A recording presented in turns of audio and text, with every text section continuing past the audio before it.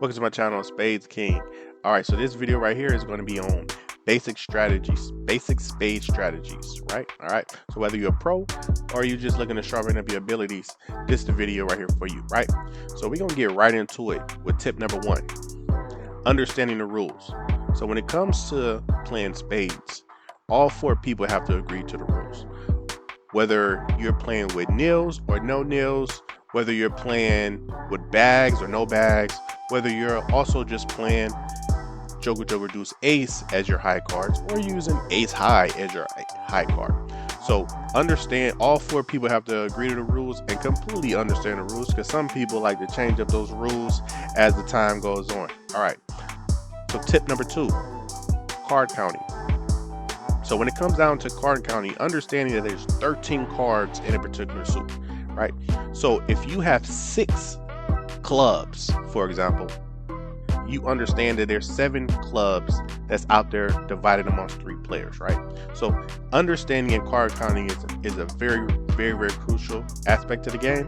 And I'll have a video for each one of these in game that kind of make the whole process way easier. All right, so understand card counting is huge. That is spades right there. Right.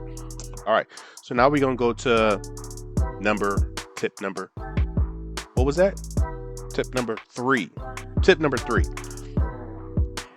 bid conservatively and accurately though. Bid it accurately.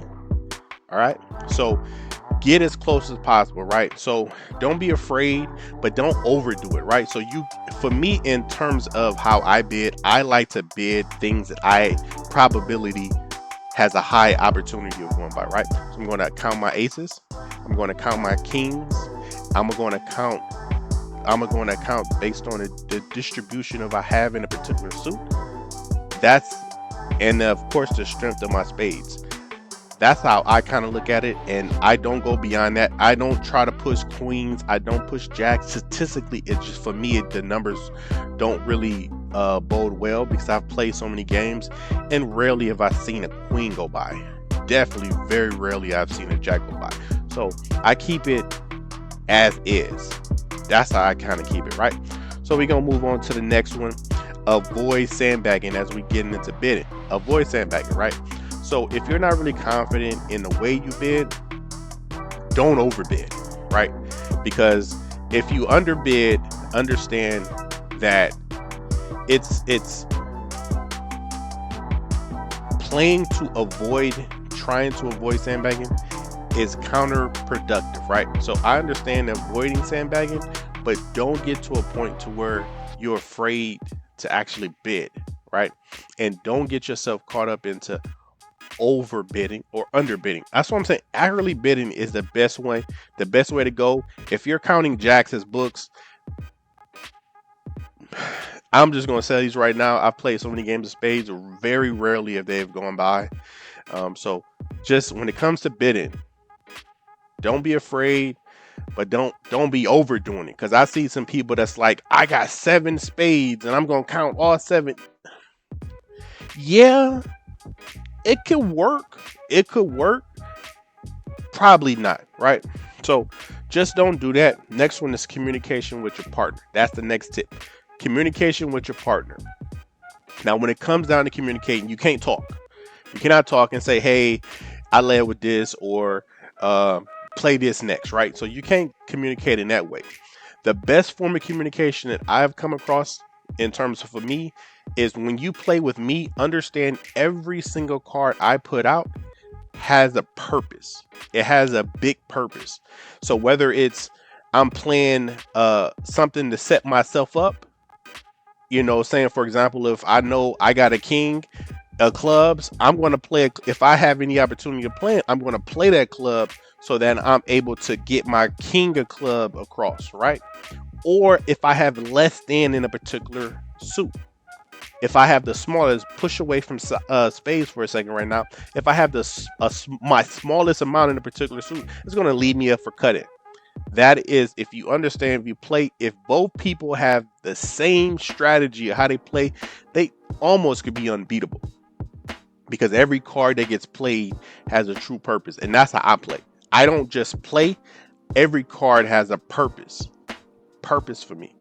All right, so that's the best way you can communicate is just on a board. And if everybody knows how to read the cards, everybody know how to count the cards, then you know that if you got on board ace, queen, king, and a jack on board, and your partner threw out the jack or the queen, you know, you're looking like that has to be your leftover, your only suit, right? It has to be your only card left in that particular suit. So I'm gonna try to lead back in if I know if I have more into it, right? So that is communication is what happens on the board. Play with a purpose. That's the biggest aspect I can say when it comes down to playing and communicating. Play with a purpose. If you're throwing out something that has zero purpose, what are you doing? All right. So the next one is play high cards early. This is really, really, really big. If you got something, it ain't about you saving it. It's about you getting your books. So for example, if you got in your hand an ace of diamond, ace of club, king of club, you start playing that ace of diamond, ace of club, king of club. It's about you getting your books. It ain't about you lingering it around and saving it and holding it in. And at the end, you're going to throw it out. Like, nah, you're going to end up finding yourself having to use cards for spades, or whoever leads, we got the most spades. Then you're going to have to, it's going to be a lot of bull crap that's going to be left over for you. And you're going to be sitting back like, ah, man, I missed out on the books. Play your hand. Play it. If you got it, play it. Like, for real. Like, get it in and get it out. That's all right. So next one, the next tip right here is save spades last. Not just last, but for important moments. Important moments. I'm a big fan of grabbing that book, getting it. I'm a big fan of that. But I'm not a fan of just wasting it, right? So understand the importance of your spades and use them wisely and use them effectively. All right. So if you know you cutting, don't try to go way out in the sky to go get that, not unless you have to. Now, this is a book. At the end of the day, it's about getting books, i.e. tricks. Whatever y'all want to call it, I call them books. Some people call them tricks. It's about, that's the name of the game, getting yours and stopping your opponent from getting theirs. That's it. So if you got it, go get it. Go get any book that's out there. Go get it. Snatch it. Next one. Lead with your smallest you have in a particular suit. That goes back to my other strategy, right? So lead what you have in a particular smallest, right? So if you know, if you have set up 7 spades, whatever, right? You got all the club, diamond, spades, hearts, right? But in your hearts, you have the smallest, which you have two hearts, right?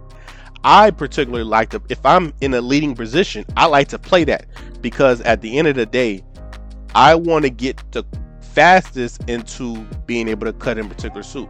So I need to show my partner, hey partner, this is the smallest. If I'm not playing a king or a ace or anything high, partner, if you're listening to me, if you're watching me in my communication, I'm playing this because this is the smallest I have in a particular suit. This is the smallest amount I have in a particular suit. So if you're paying attention to that, you'll be like, okay, cool. He put out a heart.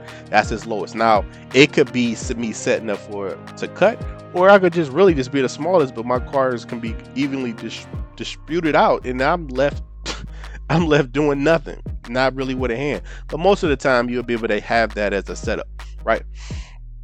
Next thing, follow suits. This is unexplanatory when it comes to spades. Follow the suits. Don't renege.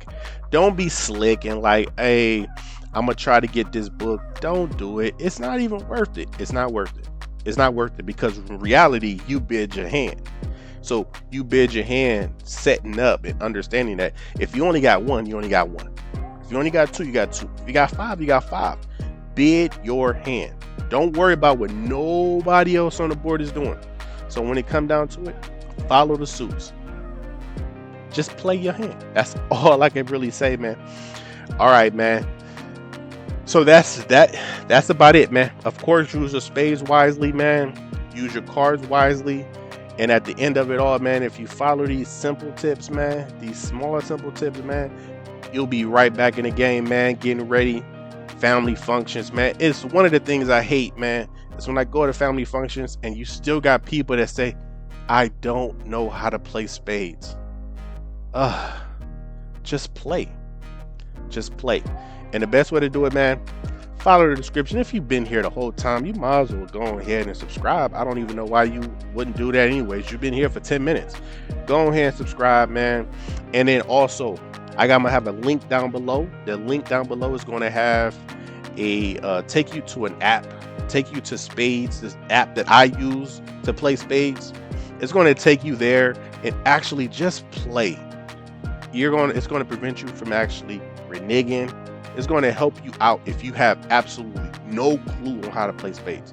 It's going to get you into playing spades, and then you'll be able to develop. The more you play, you'll be able to develop your own style and the things you should look out for. But this video right here is going to help the basic in terms of the basic things to look out for when in terms of playing spades, man.